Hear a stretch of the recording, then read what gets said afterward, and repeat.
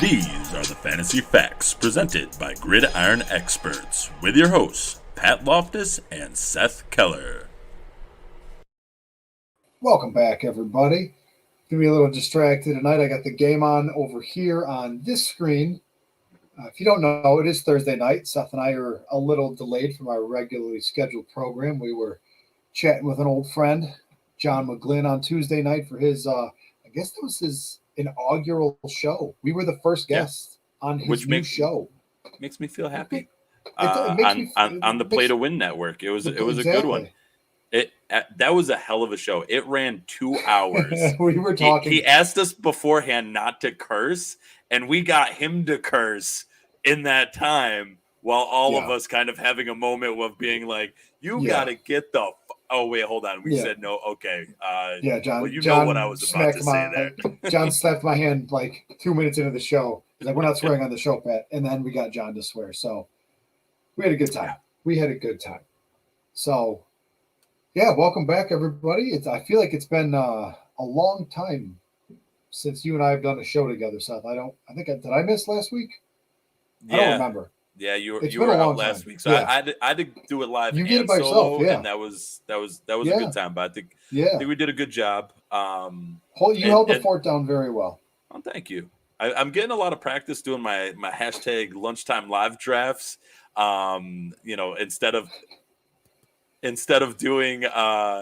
Instead of actually eating lunch, I literally push like all my work papers and crap, and I got my work snacks even still hiding behind me here. But I had to push all my work stuff out of the way, and actually, I do a live draft right in the middle of lunchtime, and so it's just usually like half an hour of me just chopping it up and doing a live draft on our good sponsor. You can see it up in the left there, Underdog Fantasy. If you have not been on Underdog yet, you are missing out. One, you've already missed out on what could be the most fun thing that they do, which is their season-long best ball drafts.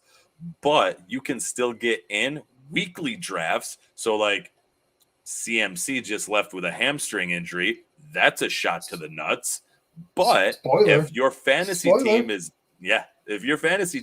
is down the drain because of injuries, you can play weekly drafts on Underdog, and it is a blast. It's also one of the only ways that you can do legal prop betting in New York State, which is that's important for me because I live in New York State and we're not allowed to bet except on weird fantasy stuff. So it's actually really fun. So I gotta slip in. And one of the parts of the parlay was Christian McCaffrey 90 rushing yards. So just go ahead and take that slip, rip it up, and flush it down the toilet. Yeah, exactly. All right, so let's go ahead. You can find the show. We're at GX Fantasy Facts. That's FAQS. I'm at Dynasty_Pat. Seth is at FF the At Home Dads. I'm really distracted, by the way. This is a terrible idea to have the game on right here because I'm just going to be watching nothing but football tonight. Let's jump right into it. I believe, Seth, you have the opening question, right? Are you changing it? I'm changing it, but here we go. It's time to pop one open with the opening question. All right, so this opening question is actually coming from one of our chat groups that we're in, and it's one that I've actually seen twice. So it's come from 2 different people. So I want to make sure I give both of them credit. One is at George Reed FF on the Twitters, and the question is Tannehill or Daniel Jones. We got another question that was very similar, tagged to the podcast. That was, it was Tannehill, Fields, Bridgewater, or Jones. So I figure we can kind of bundle both of those together. That one was from Fat Pete with a P though, at 4th and Carroll. Nice. I like it. All right, so we're talking quarterbacks. Any unique scoring? Is it 4 points? Is it 6 points? What's the This one says four. This one says 4-point TD Passing? from Fat Pete. From the other one, I didn't see a scoring on it, so let's just assume it's all 4-point. 4-point passing. It's tough because I don't think I want any part of Justin Fields this week or Teddy Bridgewater. And we can talk about Fields a little bit later in the show. But for me, it's down to those top two, Tannehill and Jones. And it's sneaky because they both offer rushing upside. I feel like Jones historically is more turnover prone. He is a little not careless, but gets a little loose with the football, puts it on the turf, and tends to make some bad throws. But then he can make up for it, like what we saw last week when he went off for like 9 rushes for 95 and a touchdown on top of the great passing numbers. Could have been better with without a dropped touchdown pass by Slayton. But I'm looking at week 3 matchups, and the Titans are home against the Colts, and then the Giants are, help me out, the Giants play the Falcons. Home against the Falcons. Home against the Falcons. Boy, I'm leaning Daniel Jones here, actually. I think the Falcons defense is just ripe for just a beating. Yeah. I think I saw earlier, the Falcons have given up 80 points in 2 games, which is the most by any team this year and the most by any team in a long time. So I think I'm going to target Daniel Jones against the Falcons this week. Yeah, and that's the same thing that I threw into the group chat that I was in, because Daniel Jones is inconsistent as hell, to say the least. But what he does provide is he provides the opportunity for you to have an 80-yard run, maybe a 90-yard run for a touchdown if he doesn't stumble, but who knows?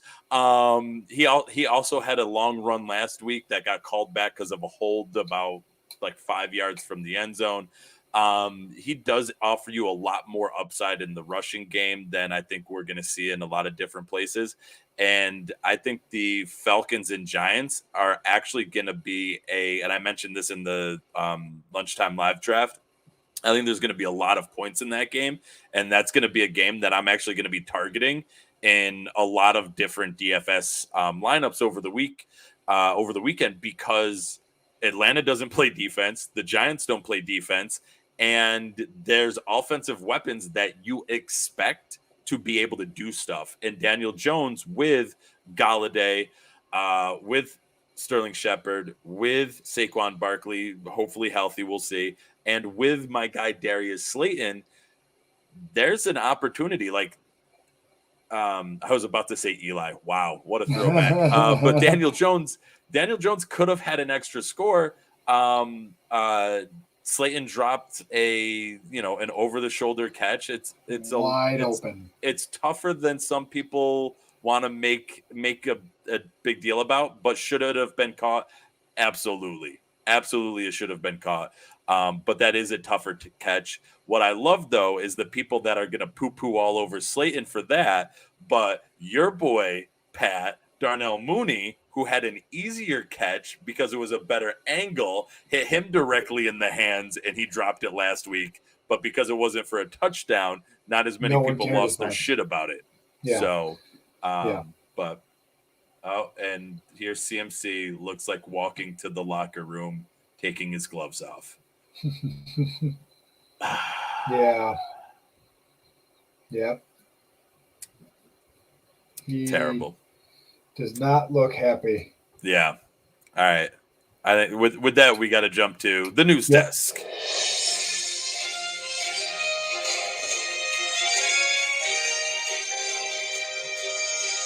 Fresh Fantasy Facts News Desk.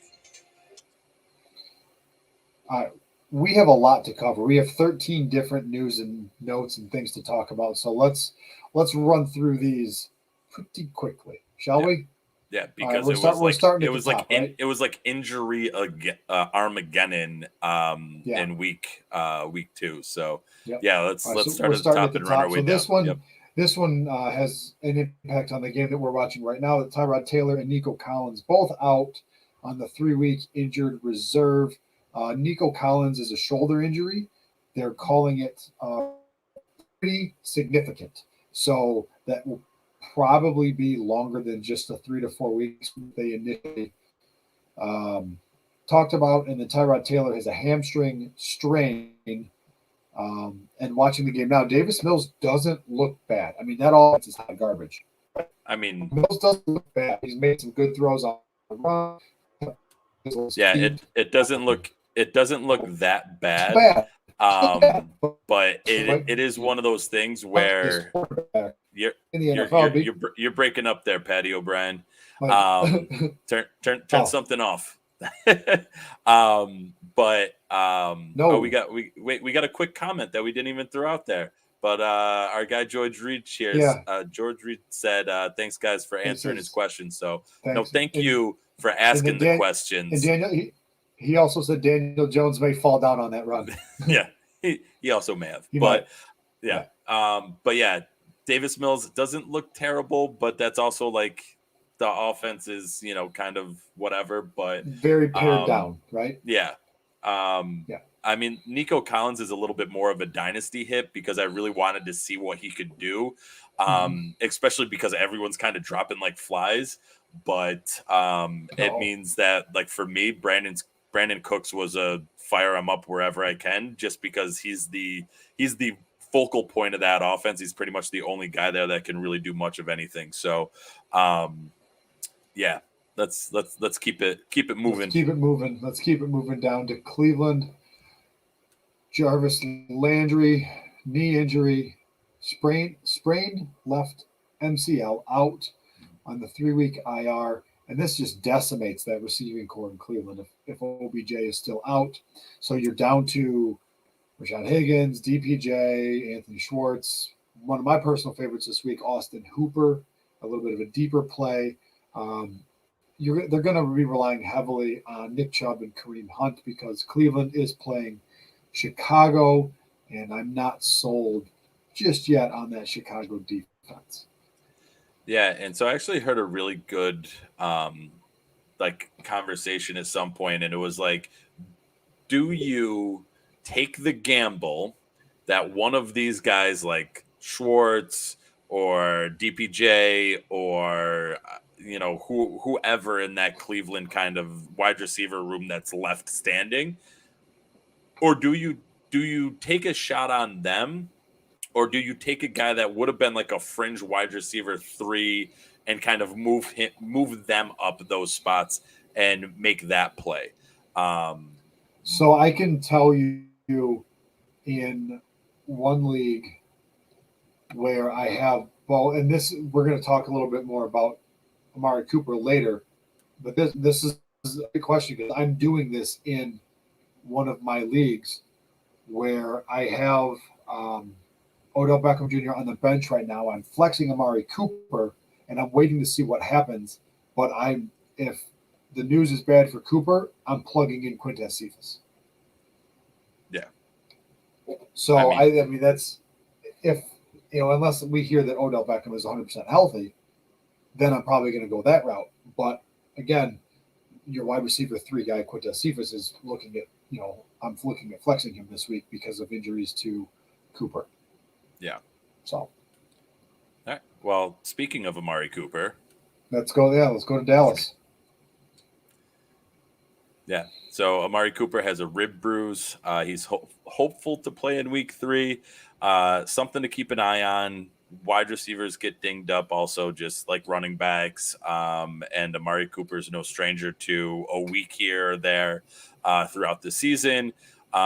He's not quite as bad as Julio, who will have the questionable tag for the entire season and make you, have to wait all the way up until an hour before the game to find out if he's playing or not. But this is definitely a question mark here of do you want to wait for Amari Cooper or switch him out now and kind of the problem, the biggest problem is they're playing Monday night.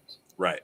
So you need to make a decision. And this is an update. This was earlier today from Michael Gelkin from NBC Sports Edge. Cooper was a limited participant for practice today. It was Dallas's first practice of the week because they are playing Monday night. Odds are Cooper is available at kickoff, but definitely have a backup plan for Amari Cooper in the Monday night game. Yeah. Or you might have to make that tough call and play a guy on Sunday, even though Amari Cooper is probably the better play.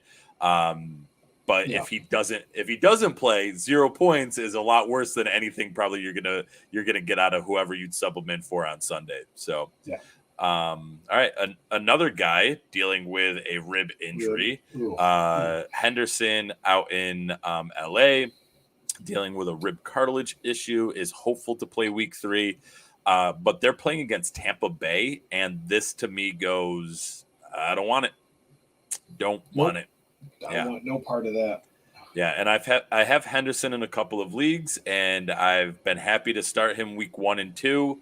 Coming into week 3 though against Tampa Bay, this is a clear sit for me. I don't want any part of Henderson against that Tampa Bay defense, especially especially when he might play the whole game or might not play any of the game, depending on how his rib backs up. All right. Yeah, especially with the shots that he's looking at taking. Yeah. All right. You want to go to San Fran? Yes, please.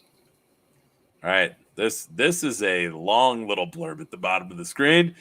So we have multiple injuries. So basically, the running back room there is empty. Yeah, the running back room in San Francisco is empty. Gone. Old Mother Shanahan went to the cupboard to get a running back, and the cupboard was bare. Yes, it's not good. I mean, you better hope that. Where's the sheet? I got so many fucking things. It looks like you better hope that Mitchell. Yeah, I was gonna say it looks like Elijah Mitchell will play from what I've been kind of looking at and reading. Jermichael Hasty is not. I don't know if it's official yet, but I would say he's probably not going to play. He has a high ankle sprain. I don't think they've put him on like the 3-week IR yet, but I mean it might be because they're hoping to get him back in 2 weeks instead, just to kind of shore up some of this running back room. They went and signed, and I mentioned it on Tuesday. They went and signed Jacques Patrick. And XFL guy and Kerryon Johnson, and I think Trenton Cannon. I was going to say they brought Trenton Cannon in before, and I was going to say did I read something that they worked out someone else too? They probably did. But, I don't want any part of anyone there. Yeah.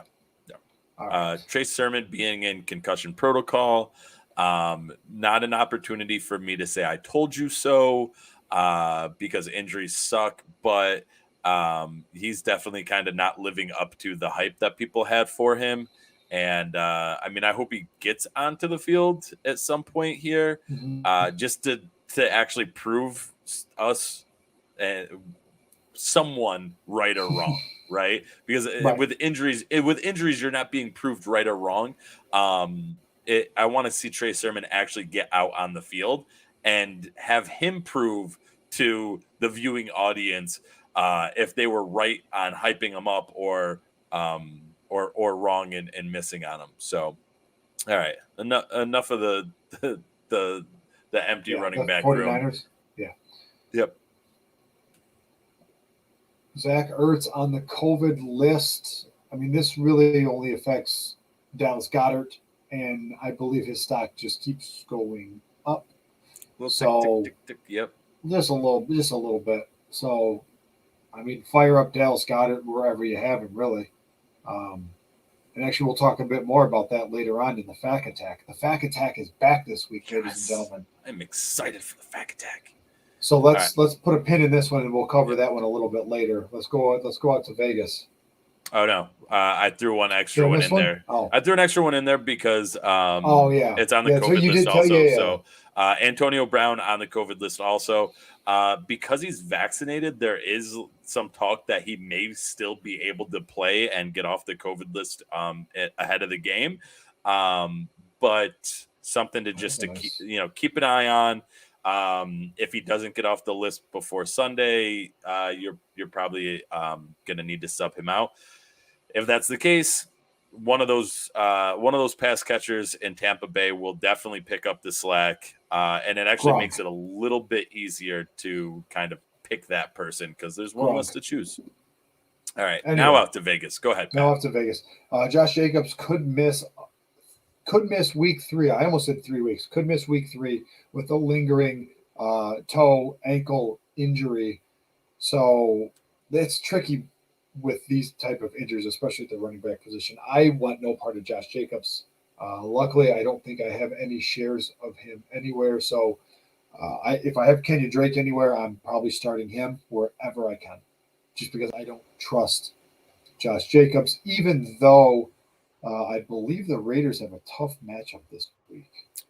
Let's see. Who do the Raiders have? No, they actually have a cake match. They got Miami. Oh, yeah. Miami's giving up a lot of points to the running backs this year. What a change to that defense. I know they overplayed themselves a little bit last year, but man, they look nothing like what they used to look like. Yeah. So I'm firing up Kenyon Drake if I have him. I'm not touching Peyton Barber. I don't want any of that.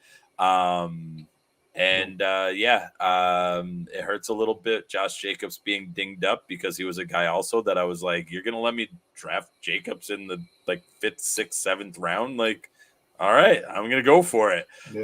So it kind of sucks him being dinged up there. It hurts a couple of my teams, but hopefully he gets back out there.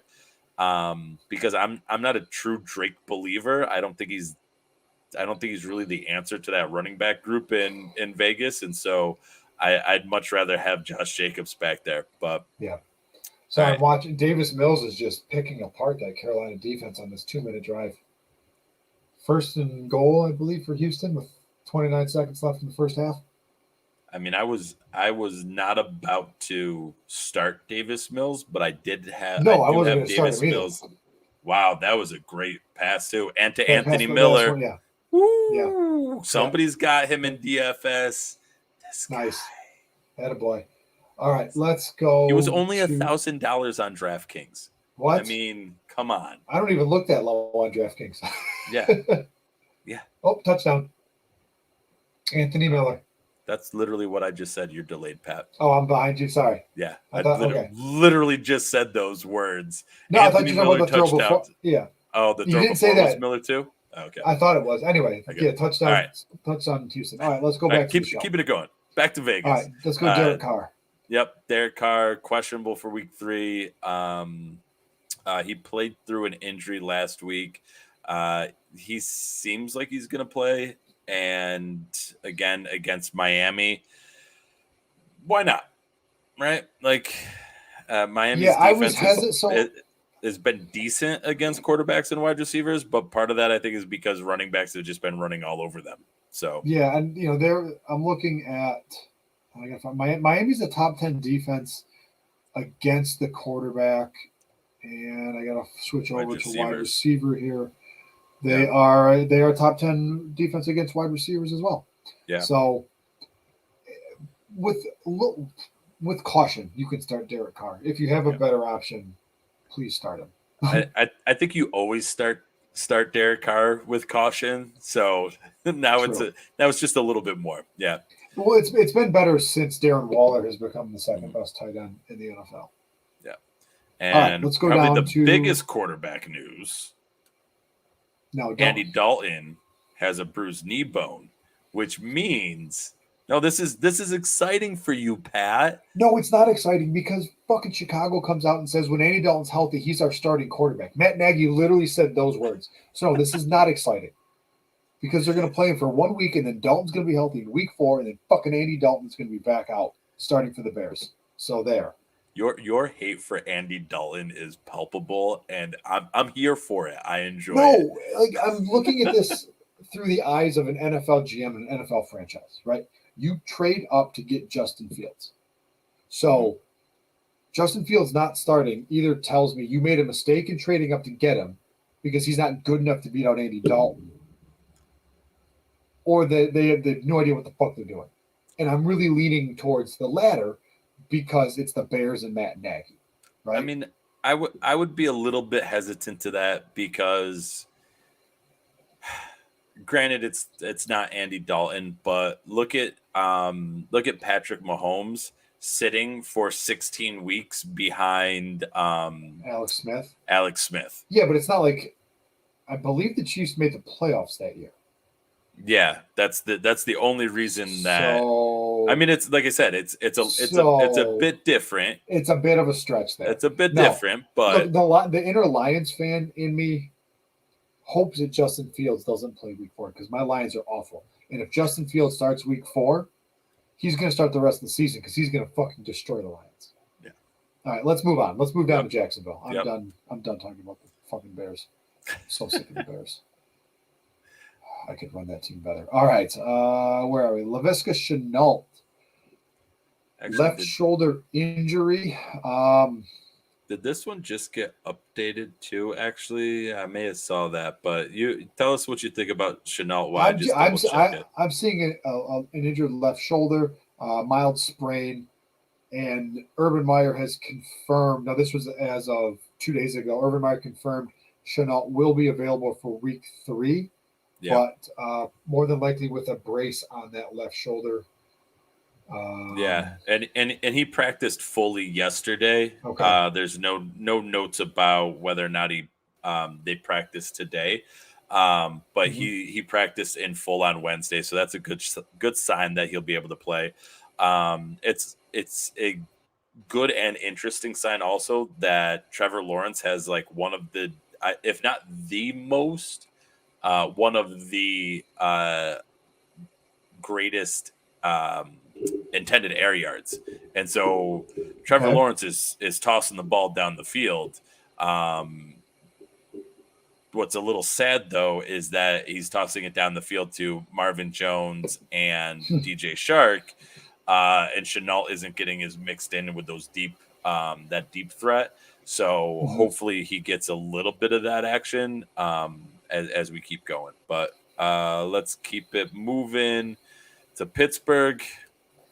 We got two injuries in Pittsburgh. You got one on the list and one not. We'll talk about Deontay Johnson and the knee injury.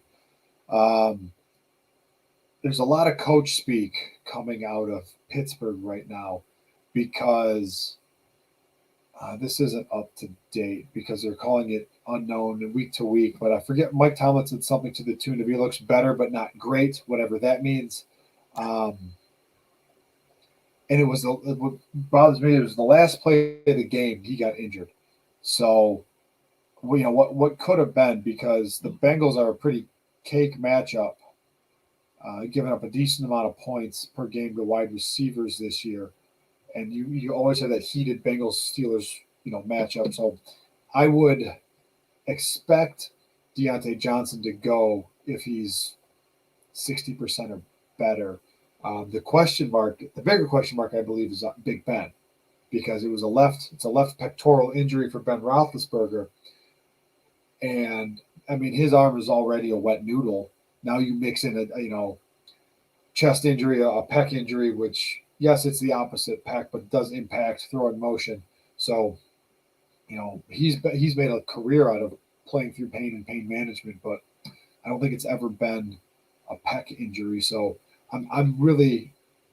if Big Ben doesn't go, then I'm dropping Juju, Deontay, and Claypool in my lineups this week to try to find somebody who is a little bit more consistent, if you will. Yeah, I mean, I'm not touching like Ben Roethlisberger really as a quarterback. And not even in Superflex, probably. Yeah, and for Deontay Johnson, like it's really gonna depend on what. Oh man, he literally just that is terrible to see. They just replayed the image of McCaffrey running and then just coming up like limp. Yeah. So you'll see it in about 3 seconds. I saw it. Yeah. I saw it. Yeah, that left leg. Yeah. When I saw that play live, it looked like he was trying to make a move. It looked like a stutter step. Yeah. And then he was going to try to cut back up inside, and then he just ran out of bounds. And like, well, that was weird. Yeah. But anyways, Deontay Johnson, yeah, I'm probably gonna go somewhere a little bit safer. But the thing is, like, he gives you such an edge in terms of volume that it's hard to let him ride the pine if he's even questionable to play. But it really depends on who else you have on your roster and what team you're playing against. Yes, any given Sunday, but there's some teams where you're like, you know what, I only need a couple of points out of my third wide receiver or my flex play here. So I'm going to go with someone a little bit safer than Deontay Johnson just in case he can't go. Yeah. Yep. All right. Miami, right? Yep. Tua is out with a rib injury. Broken ribs. Yep. No bueno. As soon as, like, my first thought as soon as he got hit was like, oh shit. Yep. Because he got hit hard. And my initial thought was, don't be like a puncture. Because it's been a couple of days, but the hit, it looked bad. Like, don't be a broken rib and a puncture, because it looked bad. He was down hard in pain. So I guess broken rib is best case scenario. I mean, that's a huge hit to that Miami offense because now they're rolling out Jacoby Brissett. Yep. Yeah. So the brisket, the big beef brisket coming out. Not excited for anything in Miami. No, especially this week against the Raiders. And then and the Raiders. Quick. I mean, the Raiders have given up. They've given up points to running backs. They've given up points to wide receivers. They've been good against tight ends. They've been good against quarterbacks. I mean, the Raiders are a bottom third team against the run. I guess I could check this out real quick, and I don't remember who they've played. Raiders. Where are they? Last week was Pittsburgh. I don't recall Najee doing anything too spectacular, and then week one was Baltimore. So you had Lamar Jackson and Tyson Williams running all over them. So I'm not a big. I wouldn't be in a huge hurry to fire up Myles Gaskin this week. As much as I would want to, I just think that offense is going to be so. I mean that offense, the Dolphins were belly up. Yeah. Like without Tua, there you go. Now you got the joke. Yeah. So I'm looking. If you look, so my kids have been playing around out here. If you look, where's my finger? Right here, you can see all the toys that my kids have lined up on my little end table there. What do we got back there? I see some Dalmatians and I see Minnie Mouse back there. Well, there we go. Just noticed that was in the shop. So there you go. All right, let's keep it moving. Tua's out. Miami's going to be trash again. This one, I'm going to let you take this one because we had so much fun talking about this Tuesday. I want you to. If you could do this. Just do it all over again. Take two. I'm gonna. I don't think I could come with that anymore. But it is one of the most confusing plays that can happen, and somehow, some way, Wentz found a way to sprain both ankles on the same play, and I don't know how a human being is able to do that in a football game. I mean, he did get rolled up, so that's probably that's how he did it. But it's impressive in its terribleness that he was able to sprain both ankles. Jacob Eason came in and didn't look good. And if Wentz can go week 3, and it seems like they're saying that, he's going to be extremely limited. I really don't like that, but I also really don't like Jacob Eason being in there, even though he's a guy that I have stashed on taxi squads and super flexes because I'm hoping maybe he's a thing. But based on what based on what he's already put on film, doesn't look good. So yeah, I'm not thrilled about Wentz and Indy. Well, let me rephrase. I'm not thrilled about Indy, regardless of whether Wentz plays or not. Ding, ding, ding, ding, Yeah, ding, ding, ding, which ding. hurts because Zach Pascal has been having himself a season. And like even like Michael Pittman, Zach Pascal, like they've been doing, they've been putting up really good fantasy points, especially considering where you drafted them at, or what you had to do to get them. So it's really really disappointing. But yeah, I really don't like any of Miami this week or Indy. Or the Colts. That's the one. All right. The Colts. There we go. Yeah.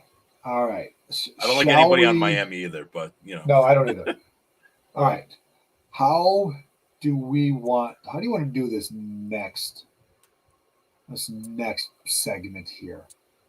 I mean, because we can go a couple different ways, right? We can kind of break down the week 3 schedule, what games we like and why. We can talk about some of the players. We can hit on a couple guys that we like, guys that we like, guys that we're fading, guys that we think could be long. I mean, where do you want to take this? I think we jump into the schedule and kind of mix in, because you did your homework and actually wrote the names in. I did my homework and know who I want to talk about for most of them, but didn't actually write anybody in. Yeah.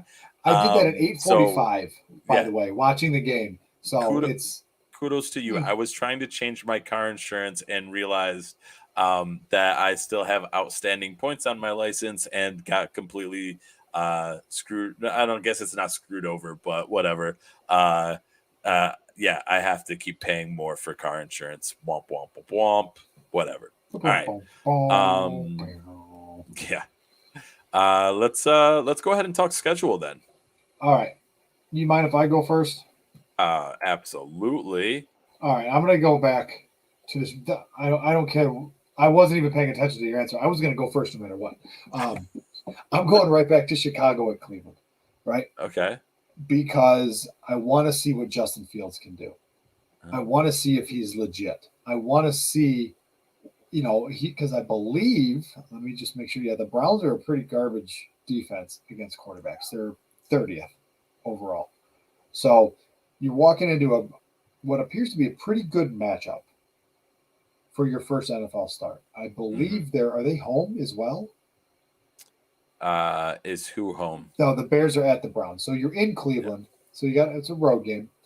But again, the Browns really bad against the quarterback. Also not great against the wide receivers and better against the run. So you have rookie quarterback making his first start against a bad defense against quarterbacks. You have Allen Robinson, you have Darnell Mooney, and you have insert third wide receiver here. Are you actually asking who? No, I'm expecting him to do more with his feet, really, than anything else. So you've got that on the Chicago side. On the Cleveland side, you have, is Baker Mayfield going to be fully healthy? Because he got dinged up last week as well. He missed a little bit of trying to make a tackle on an interception. So we know the Browns are down Jarvis Landry.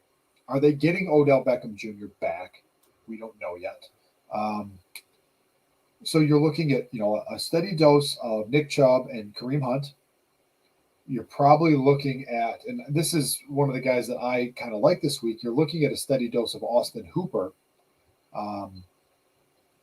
because he seems to be one of only a few viable options to catch the ball, even though the Bears are pretty good. They're a top 10 team against the tight end.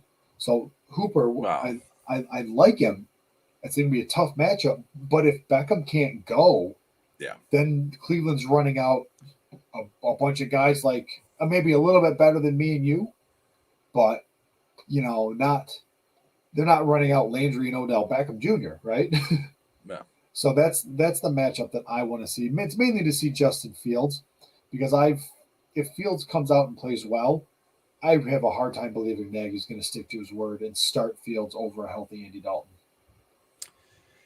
Yeah, and I mean, here's my thing, right? Is I want to be excited for this game, but I just can't really do it. Mm-hmm. Like the Browns have played Patrick Mahomes and they've played the Houston Texans, right? And so they are the number one team, right? Number one team against quarterbacks, I want to say.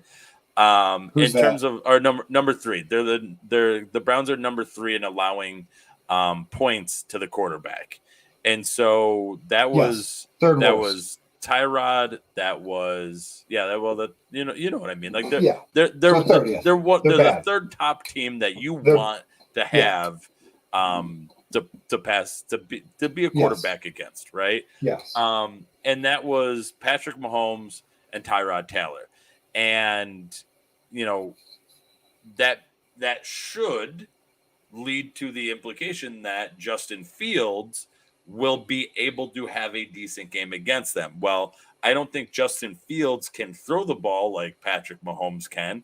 I think he's probably pretty close to a Tyrod Taylor in that, like, he could throw a decent ball at times, and his running game is where you're excited for him. My thing is I feel like the Bears are it's not one dimensional, but they don't give the defense enough to look at to like the Chiefs, where you have to be aware of everybody and you got to pick your poison of who you're going to try and shut down, right? Who are you going to try and contain? The Bears don't have that. The Bears have maybe Justin Fields, A-Rob, and maybe throw in there Montgomery, depending on which David Montgomery shows up, and that's it. Right.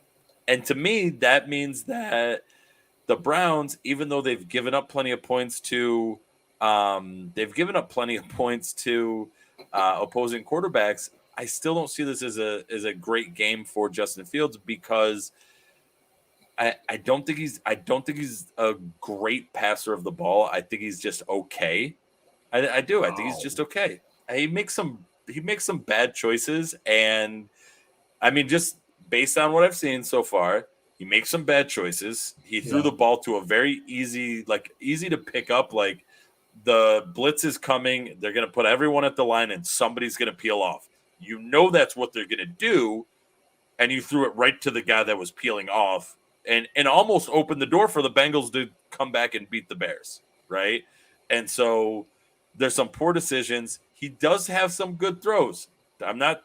He does put the ball in some good spots. I really like the way that he throws it outside the numbers, but I want to see better decision making. And he didn't show me that in his first week of action, right, last week. So that's why I want to be excited for this game, but I'm kind of not. Like, this is a game where I'm gonna wait until I'm gonna wait till a day after, and probably either watch the condensed version or definitely watch the NFL loves Justin Fields, and they do here's Justin Fields every throw from this past week. Here's Justin Fields every throw from this past week, and it's literally a nice little 5-minute watch. I mean, I'm definitely gonna do that. I want to go back. Going back to this. So the Bears played the Bengals in week 2. So the Bengals were a top 10, almost a top 10 defense against the quarterback. So it wasn't like it was an easy matchup for the kid to come in and play. And again, I'm a Justin Fields fan. I'll be the first one to admit it. If you've listened to me talk at all this year, you know. I think that's a game that I'm going to watch more of than I probably should, because I want to see Justin Fields and how he does. Yeah. All right, let's go ahead. Last word. No, I just Okay. Fair. All right, where are you going? Where are you going in week 3, Seth? I mean, I'm gonna go to a game that I'm gonna switch it up. I'm gonna go to a game that I'm nervous about. I'm nervous about for fantasy purposes. I talked a little bit about it in the show earlier today.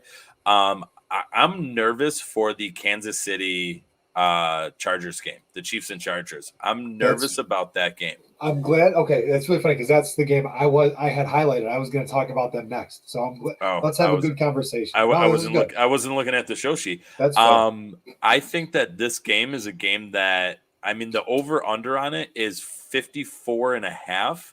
At most bookies, 55 for BetMGM, 54.5 for just about everyone else, right? And this is a game where the Chargers have not been able to top 20 points. They were held to 20 by the Washington football team. They were held to 17 by the Dallas Cowboys, and now they're going to the Chiefs. And the Chiefs have been like decent. They haven't been like a phenomenal defense, but they've been a decent enough defense where. So I'm going to go ahead. Stop. Yeah. The Chiefs have been a bottom third defense against the quarterback, against the running back, and against the tight end. But now wide receiver. Against wide receiver, no. Against wide receiver, they are where are they? They're a top 10 defense against wide receiver. So I was looking at this game as kind of a get right game for a couple of people, right? You're looking at finally getting a big game, a Justin Herbert game on a Justin Herbert, right? You look at running back.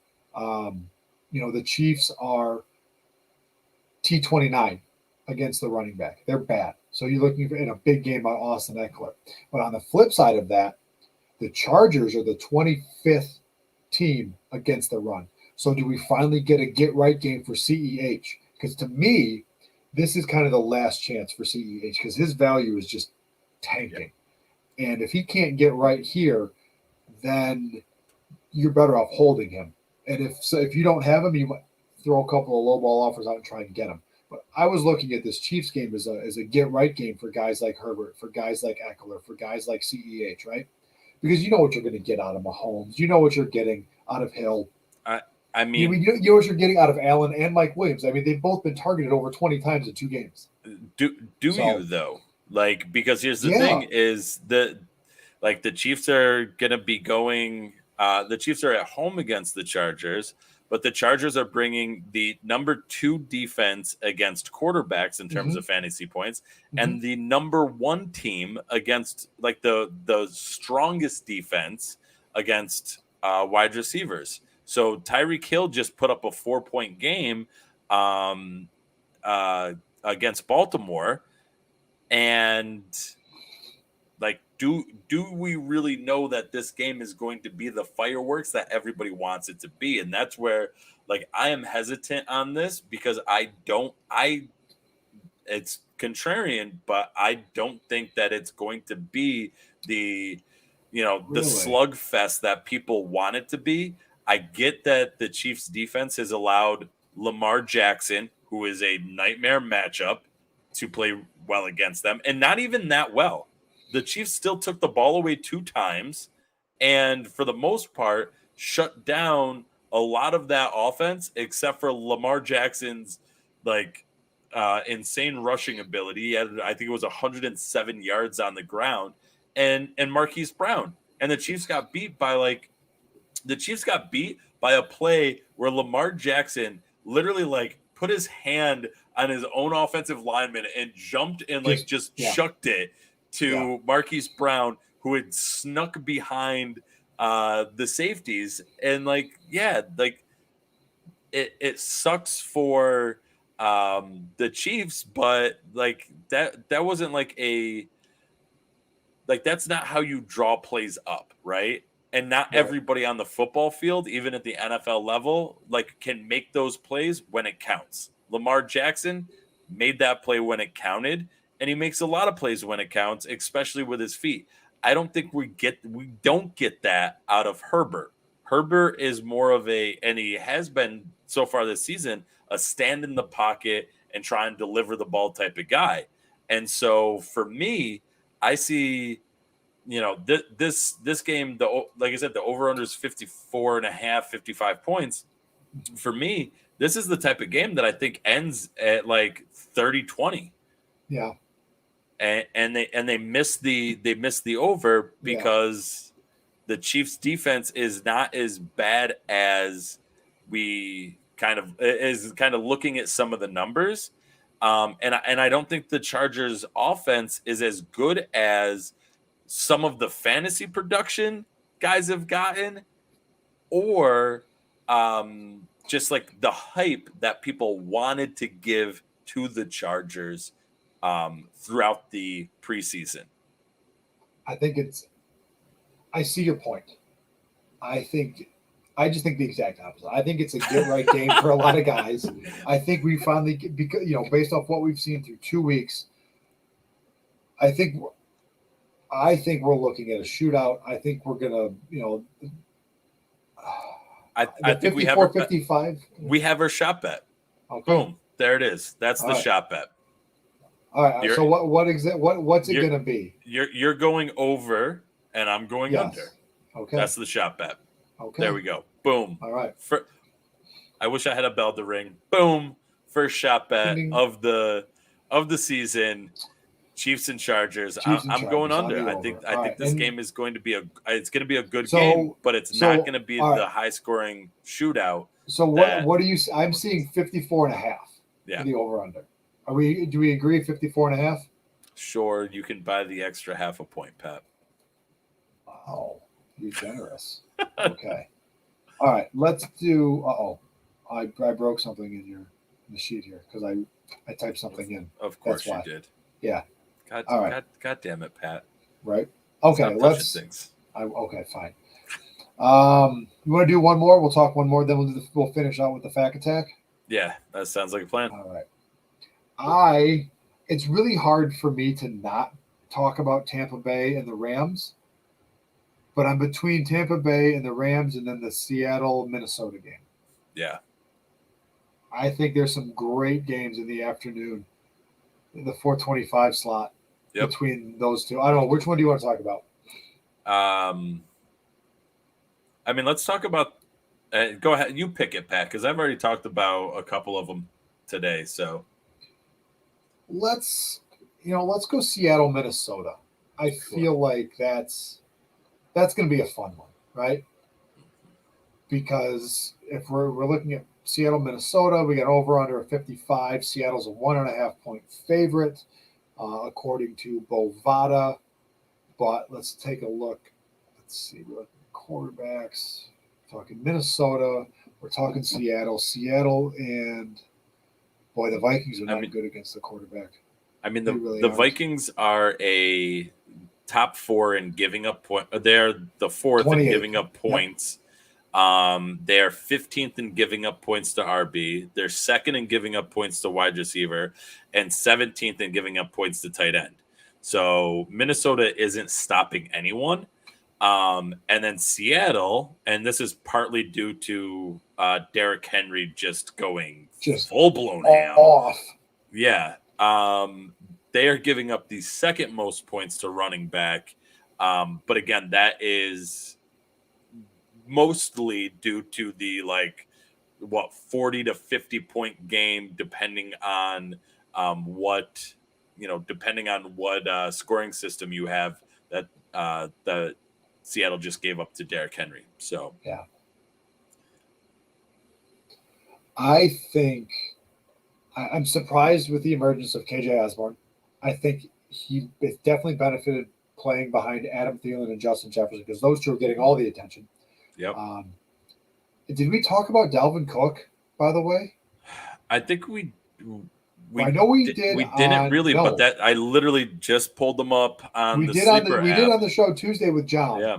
But Dalvin Cook, just a couple of awkward tackles he got rolled up on. Missed his second straight practice. Okay, so according to RotoBaller. Yeah. So definitely something to keep an eye on there because, he really adds that extra special element to that Vikings offense going up against a Seattle defense that, according to RotoWire, is dead last against the run. They have given up the most points to running backs. This is a PPR format. The most points to running backs by a large margin. They have given up 11 more points than the next closest team. So Yeah, I mean, a healthy but Dalvin Cook. I mean, Madison is still probably going to have a decent game, but a healthy Dalvin Cook or a Dalvin Cook on the field could feast. I mean, that's also a little bit skewed though in the fact that they played. I mean, Derrick Henry had they played Derrick game. Henry, and Derrick Henry had 47. 47. This was I think I did this one was as PPR points, so it's probably like 43 and a half. Or 40, 43.7, 44.7 half PPR points. So yeah, they're probably pretty low on it, but I mean, you just got throttled for almost a 50-point week. Yeah. So that's a good point. But I mean, if Dalvin Cook were healthy, I mean, he's every bit as good as Derrick Henry. Might even catch the ball a little bit better. Yeah. So, but no, I mean, it's good. I think you could have some fireworks here. I mean, Tyler Lockett has gone off. DK Metcalf is due. Chris Carson is exactly what you thought he was going to be. Gerald Everett's fitting in nicely in Seattle. I mean, lots of offense, I feel like, in this game. Yeah. I think it's going to be a fun one. And I'm liking that game. I mean, it's a good afternoon slate with, except for the Jets Broncos game. Fuck that game. My focus is going to be on Seattle. Also Miami Raiders, like, yeah. But we already shit all over that game as well. Yeah. Let's watch good football. Let's watch Seattle, Minnesota. That's going to be a fun one. Yeah, where I think the Chiefs Chargers go under, I think Seattle Minnesota goes over, and like this is a game that I like. They could be like a 35-35 type of type of outing. I don't think they're going to tie, but you know what I mean. Like both teams scoring into the 30s, possibly 40 points. Like I definitely keep an eye on Dalvin Cook, especially if you're doing DFS. You might be able to grab Madison on the cheap. Yep. He could be a sneaky play against, again, even with the Derrick Henry numbers, which are ungodly.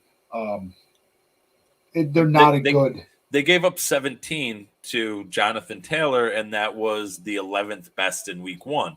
So you're probably going to get somewhere between 50 and 20 for Dalvin Cook, which, that's probably a good 30-point game for him if he's healthy and stays on the field. Like you said, the other option there is when everybody else is taking Cook, make that quick little change, throw Alexander Madison in for the cheap. If for whatever reason Cook can't play, now you can, strengthen other positions because you have Madison in, and if Cook can't go, Madison fits in real nice. Yes. I'm just reading up on RotoWire. Did not practice today, like you said. So tomorrow is a pretty good indicator. So keep an eye on the practice reports tomorrow for the Vikings. Yeah, tomorrow's going to be the big whether or not he's actually going to be good to go. So yep. Do you have the soundbite queued up?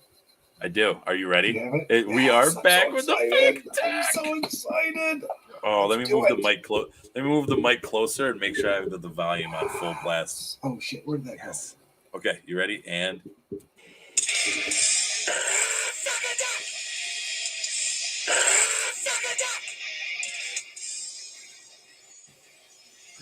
oh, that could be the best drop that I've ever done in my life. That's also not saying much because I really have only done 3 drops. But yeah, there we go. Yeah. I'm very happy with that one. No, I agree. Okay, so for those of you that are new to the show or kind of forget what Seth and I do here, we put 5 minutes on the clock. We scour Twitter for your questions and we try to answer them as many as we can in the 5 minutes. So, Seth, do we have a timer going?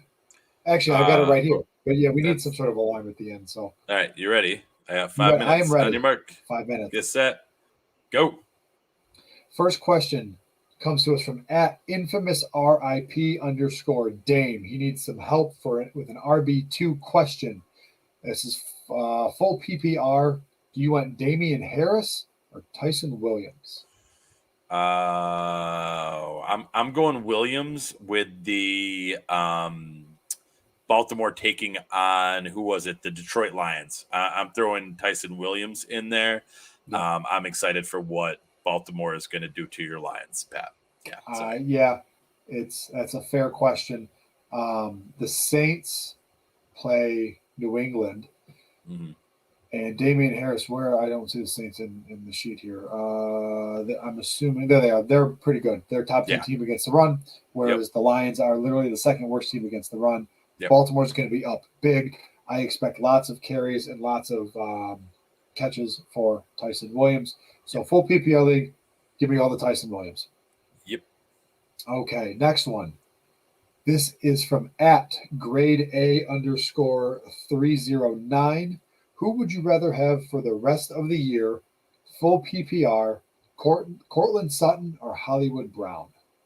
Cortland Sutton. Yeah, that's a no-brainer. I mean, Marquise is doing very good, but I think better. Yeah, I mean, both of them are going to have people coming back because Jerry Jeudy's eventually going to come back from, what was it, the high ankle sprain? High ankle sprain. And Bateman's going to come back. And Bateman's going to come back. I don't remember what Bateman's injury is off the top of my head, but both of them are going to come back. But I feel like Cortland Sutton is more of a dominant piece of the passing game than Marquise Brown is, especially considering that the pie that is being divided up in Baltimore is so much smaller than basically anywhere else on the 32 teams. Agreed. Okay. Next one is from at fantasy FB underscore attic. Week 3, so we're talking this week. Tight end, full PPR. Noah Fant or Dallas Goedert. Now remember, Ertz is on the COVID list, so Goddard is going to get the bulk of the snaps at tight end. I mean, I feel gross, but I think I'm picking 2 Denver players in a row, and I really don't. I don't like myself for doing that. But I think I like Fant a little bit more than Goddard. I think your offense in Denver is either Melvin Gordon / Javonte Williams or Cortland Sutton / Fant. I don't think they have, like Tim Patrick's there, sure. KJ Hamlin's there, sure. But like the offense is going to move through one of those 2 running backs and Cortland Sutton and Fant. Whereas Philadelphia, they're not loaded with weapons either. But I think I like Fant just a tad better. But I'm going Fant. I'm also leaning Noah Fant. I mean, 14 targets through 2 games, 10 catches, 95-ish yards and a score. I mean, he's been limited in a lot of practices this year dealing with an ankle injury. It hasn't slowed him down yet. I'm going to keep rolling. Look for him to get that, 6-8. 6-8 targets, be the target leader, or maybe second in targets at worst, probably in that Denver offense. It's a bit of a tougher matchup this week because where they go, the Jets are actually a top 12 defense against the tight end. Yeah. Whereas the Cowboys, who the Eagles are playing Monday night, are 27th. So Goddard might have the easier matchup, but I like Fant and his production and what I've seen so far in the season. Yeah, and I was just looking at my Fantasy Pros ranks. I have Fant above Goddard anyways by 4 spots. So there you go. I'm going to keep that rolling, especially because maybe Ertz comes off the COVID list. Who knows?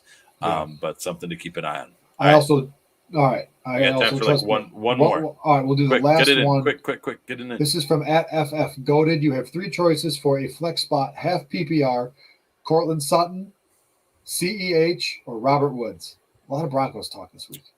Yeah, what are you doing here, Pat? We might need to throw that extra one that you threw in the sheet anyways. Let's do. All right, we'll skip that one. Sorry, FF Goated. We'll answer that one on Twitter for you. Yeah. So this is at fantasy 144720099. Who to start week 3 non PPR league? Christian Kirk, Cordarrelle Patterson, or Darius Slayton? I think I'm gonna before you answer. I think we can both eliminate Christian Kirk right away. Yeah. Yeah. Okay.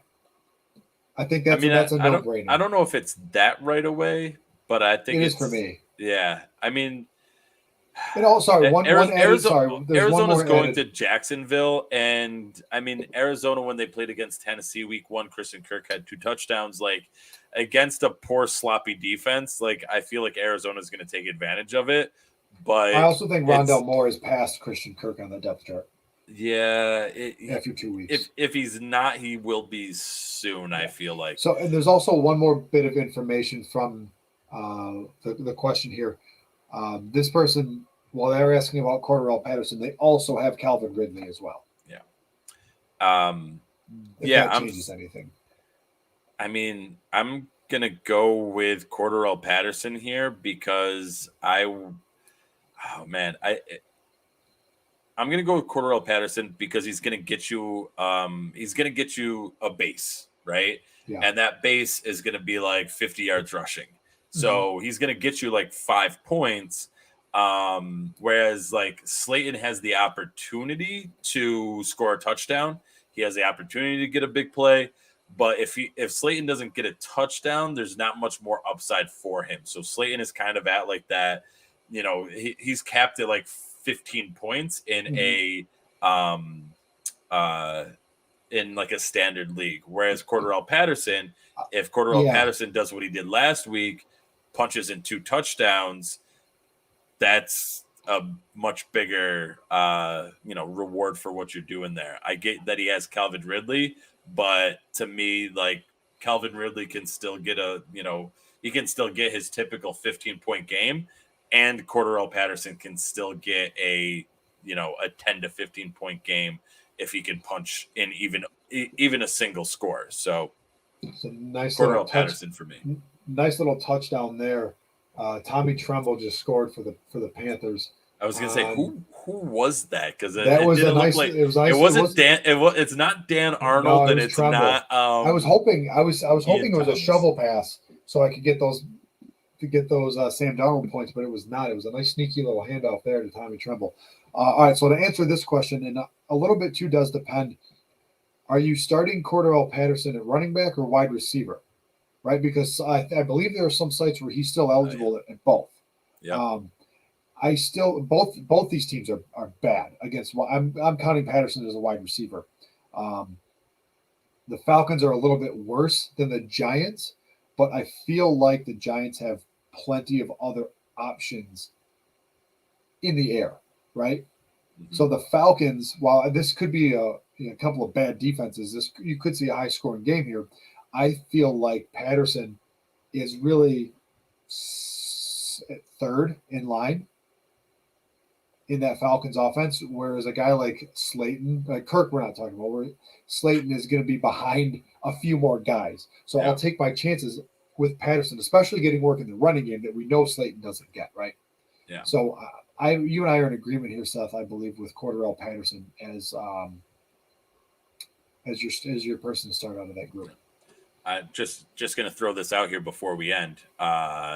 In one of the free plays on DraftKings, I'm about to either a free play or a 10-cent one because I'm cheap. So I'm in 5th place. So if the game ended right now, I would give myself $2.50. Oh, that's gotta be a free roll. Boom. Yeah, it's not much, but I mean, hell, to be in 5th place is. Hey, you know what? A couple of years ago, I took down I won some money in a free roll. I won a quarter in a free roll. Yeah. I used that quarter entry to do I did a 25-cent entry, and I took down a 25-cent entry, and I won myself $125. There you go. Well, so I've been playing with house money on DraftKings for like 2 years now. I'm not good at it, especially because we're way too cheap to do the big money ones. I'm not good at DFS at all.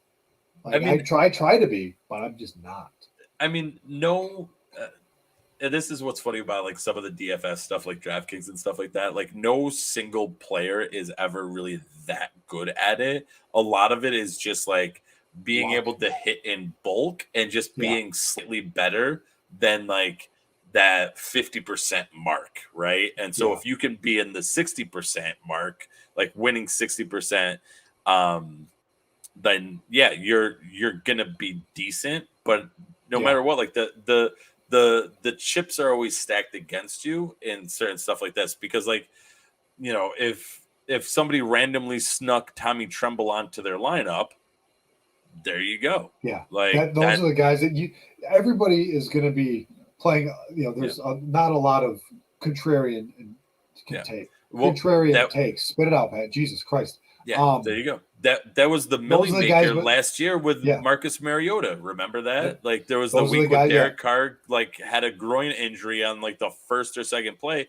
Mariota came in, had himself a decent game, and somebody won the Millie Maker because they were like, all right, well, whatever. I'm going to throw Marcus Mariota in there because if an injury happens, and you know, I don't know the situation, but I know there's plenty of situations where people just run like these like systems in their head, or probably on a computer, where they're like, all right, well, what happens if this quarterback goes down? Let me put this next quarterback in, and like it's almost anticipating some of those injuries.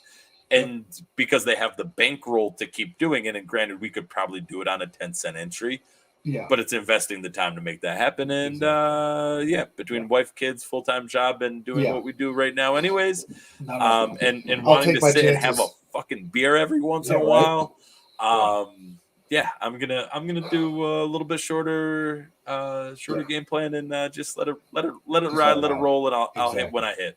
So exactly. All right. That does it for the show tonight. I'm distracted by football again. You can find the show at GX Fantasy Facts. You can find me at Dynasty_Pat. You can find Seth at FF the At Home Dad. Seth, I realize now we didn't talk to. We talked a little bit about Underdog, but we still got the promos going with Underdog and Viridian Global, correct? Absolutely. Right. You want to hit him with the promos real quick? I was gonna say hit up ViridianGlobal.com.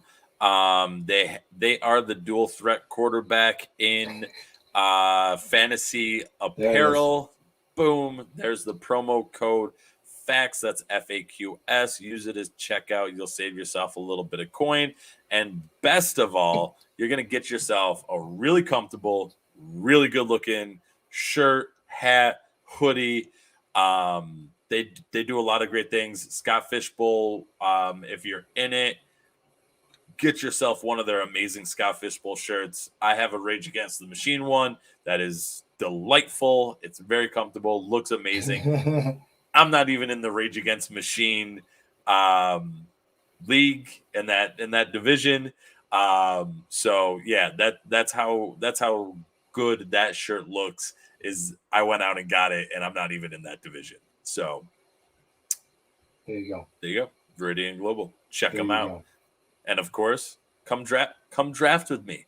I'm moving our hashtag Lunchtime Live Draft to Thursdays. Gets a little bit closer to the weekend, gives you a little bit more about what gives you a little more about who's going to be kind of popping off, a little more time to prep. Come draft with me. Send me a DM, hit me up on Twitter, let me know you want to draft. We'll get it set up, and it'll be a good time. That's it. That's all for me. With that, everyone enjoy the rest of the Panthers-Texans game. We will see you on Tuesday at hopefully our regularly scheduled night and time. Yeah. Catch you on the flip side. Good night, everybody.